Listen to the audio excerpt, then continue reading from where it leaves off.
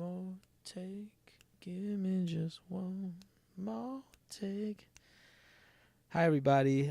My name is Lenny Mink. I'm a producer and an artist and other stuff. And anyway, I was in the studio the other day geeking out on some audio engineering in Pro Tools. I had a friend there, and she asked me, how do you replace crappy drums with like MIDI drums or sampled drums? How do you make bad drums not so bad, okay, or make them great? And more importantly, how do you do it without having to buy third-party software or hardware or whatever? So I told her how it was done. It's actually pretty easy, and I told her how it was done, and she said, that's really cool. You should make a video about it.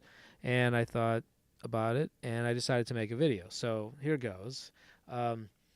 It turns out it's really pretty easy to replace drums and really almost any instrument with any instrument, okay?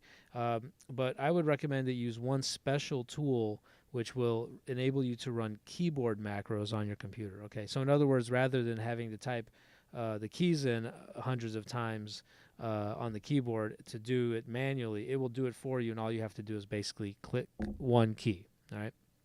So I've downloaded and installed this program called Quick Keys Editor, and it can basically capture anything you do on the screen. It'll repeat it, or you can set up a specific series of keys which it will type for you in whatever program you want. So let me show you how it's done manually first. So we're in Pro Tools here. Here's the original kick drum part. Let me play it here. Okay, so that's the original kick drum part right there, and it's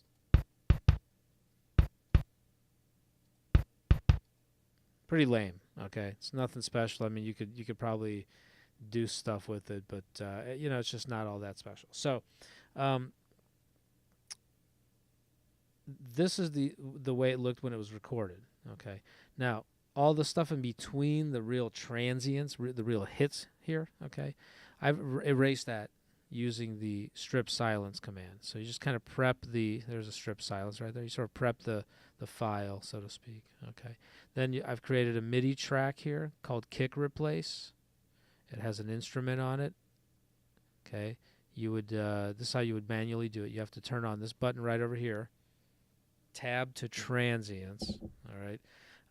And that enables you to tab over from basically one hit to another using the apostrophe key. All right, so watch where I'm going to hit the apostrophe. Okay, now see it jumped right to that hit, that transient there. And so I'm going to next thing I'm going to do is pick a kick from the kicks. Here we go. Let's find this a good. Oh, it's muted. My bad. Here we go. Whoa, sorry. Yep. Some pretty massive kicks there compared to what. Ooh, that's a nice 808. Okay, well, all right, something like this. Okay, so there you go. So now I've put it in here on the MIDI track. I'm going to copy it on the keyboard. All right, done.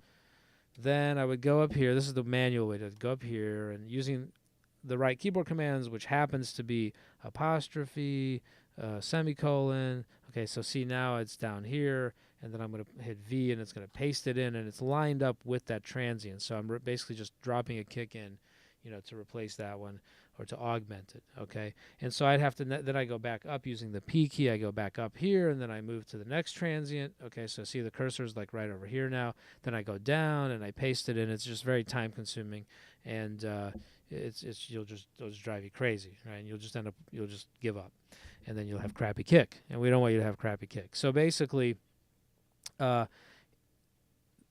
I don't want you to go crazy. So let's go back to the Quick Keys application. Here we go, Quick Keys. All right. So now in Quick Keys, I've created a macro which consists of the same keyboard commands. Okay.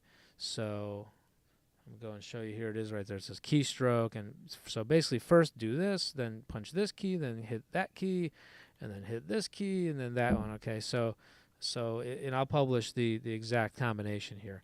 I may even put a link to I think I could export this out, which is really, really cool. So anyway, it's turned on. So I call this transient to MIDI, all right?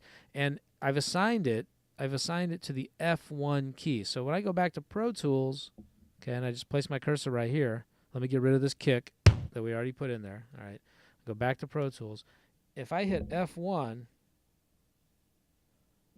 there it goes. Look at that. And now if I keep hitting it, okay, see it's jumping to the very next transient, et cetera, et cetera, et cetera, et cetera. So, but it's way, way faster. And if I zoom out, you can see this is a very complex kick part. There's a lot of notes here. So doing it manually is just, be crazy. So basically, now let's listen to what it sounds like. So let me go back to kind of the, beginning of the track here somewhere, right about over here. All right, and let's just drop right in. And then, so here's the original kick by itself.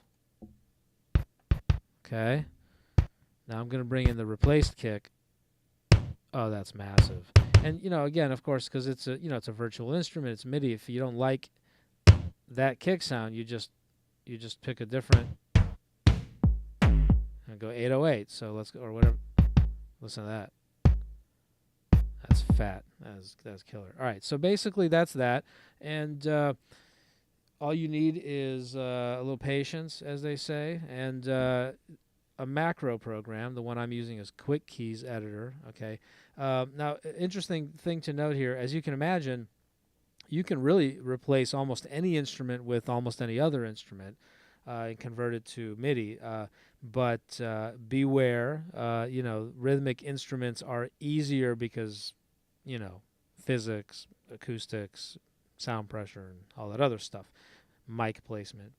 You get it. Well, anyway, thanks for watching. Please share, subscribe, comment. Let me know if this was useful in any way, and if there are any other tutorials or production things you'd like me to post.